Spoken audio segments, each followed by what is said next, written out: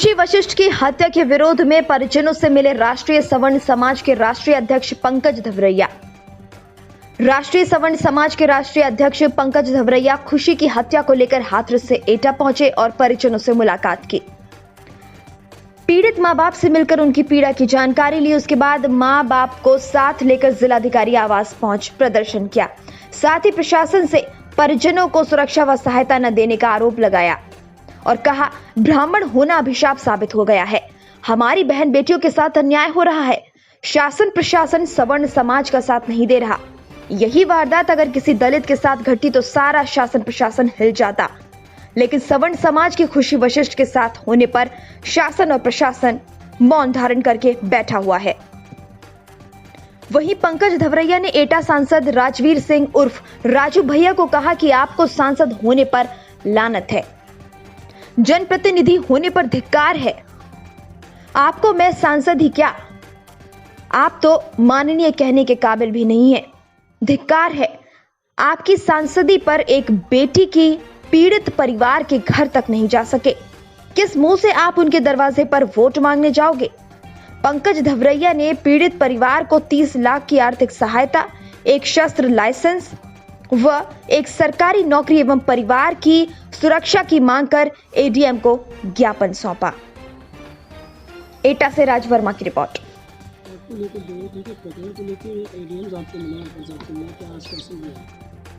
देखिए, आश्वासन क्या, कम से कम आज कितने दिन हो चुके हैं, 3 हफ्ते गुजर चुके हैं। इस पीड़ित परिवार को अभी तक सुरक्षा नहीं दी गई। सुनवाई में आया कि बलात्कार के बाद हत्या की गई, साक्ष्य भी मौजूद थे लेकिन छुपाए गए। तो मैंने मांग की है कि साक्ष्यों को सार्वजनिक परिवार के सामने लाया जाए, परिवार को सुरक्षा मुहैया कराई जाए तत्काल, जिससे अनहोनी न घटे। दूसरा, इस परिवार को शस्त्र लाइसेंस दिया जाए, 30 लाख की आर्थिक मदद और एक सरकारी नौकरी और फास्ट ट्रैक मुकदमा चलाया जाए। दोषी कोई भी हो बचना नहीं चाहिए और तत्काल उसे फांसी दी जानी चाहिए। कोई भी निर्दोष फंसे ना और दोषी बचे ना। परंतु यह शासन प्रशासन पे एक प्रश्न चिन्ह लगाता है कि अभी तक कोई भी सुरक्षा नहीं दी गई। साक्ष्यों को क्यों दबाया गया? लगता है कहीं ना कहीं इसमें सांठगांठ है। किसी सांसद, किसी विधायक या किसी न किसी बड़े लेवल के नेता का संरक्षण प्राप्त है, तभी ये सारी घटनाओं को अंजाम दिया जा रहा है। अन्यथा अब तक तो इसमें कार्रवाई हो जानी थी, परिवार को सुरक्षा दी जानी थी। क्यों सुरक्षा नहीं दी गई? अगर इसमें कोई हीलावाली होती है तो आगे की क्या पहल रहेगी? देखिए, मैंने कड़ी शब्दों में पहले तो प्रशासन की निंदा की है। ऐसा प्रशासन अगर है तो मैं तो चाहता हूं कि ऐसे प्रशासन को खत्म कर देना चाहिए। लोकतंत्र है ही नहीं इस देश में अगर ऐसी स्थितियां हैं। तो अगर हमारी मांगें स्वीकार नहीं होती, जैसे इन्होंने माना है, अगर नहीं मांगी जाती तो पूरे भारत में सवर्ण समाज आंदोलन की तैयारी करेगा और वो आंदोलन करेगा जो 2 अप्रैल और 10 अप्रैल को देखने को मिला था।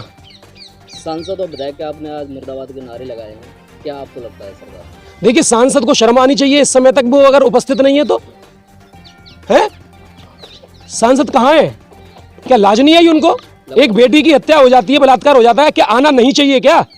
मैं पूछ रहा हूं, आप ही से पूछ रहा हूं, क्या अगर ये घटना उनके यहाँ हो जाती तो क्या उन्हें कष्ट नहीं होता? अरे मैं ये बोल रहा हूं, आप छोड़िए, आप मदद के बहाने छोड़िए, आप बेटी की पीड़ा को देखने आ जाते। आपके क्षेत्र के लोग हैं, आप यहाँ के सांसद हैं, आपका संसदीय क्षेत्र है, क्या आपका कर्तव्य नहीं बनता? जांच तो ऊपर बात की बात थी, दोषी कौन है, निर्दोष कौन है? लगभग 1 माह बाद दोबारा से आवाज उठाई है, तो आपको क्या प्रशासन की तरफ से? प्रशासन ने आश्वासन पूरा दिया है, जो हमने मांगी हैं पूरी हैं। अगर नहीं हुआ तो वो तो उन्हें झेलना पड़ेगा। वो देखेंगे सवर्ण समाज कैसे आंदोलन करता है। सर, ये एटा खुशी वशिष्ठ की मौत पर ये अभी ज्ञापन देने आए हैं सवर्ण समाज के। किस तरीके की बात कही है, क्या मांग है? कुछ दिन पहले खुशी नाम की लड़की जिला चिकित्सालय के निर्माणाधीन बिल्डिंग से वो गिरने से डेथ हो गई थी और उसकी FIR पंजीकृत हो गई। जांच किस वजह से डेथ हुई उसकी जांच पुलिस द्वारा की जा रही है। उसी संदर्भ में जांच की प्रक्रिया को तेज़ी से बढ़ाने और उसकी आर्थिक सहायता के लिए एक राष्ट्रीय सवर्ण परिषद ने ज्ञापन दिया हुआ है माननीय मुख्यमंत्री जी को, जो संबोधित है, और मैं इसको शासन को प्रेषित कर दूँगा।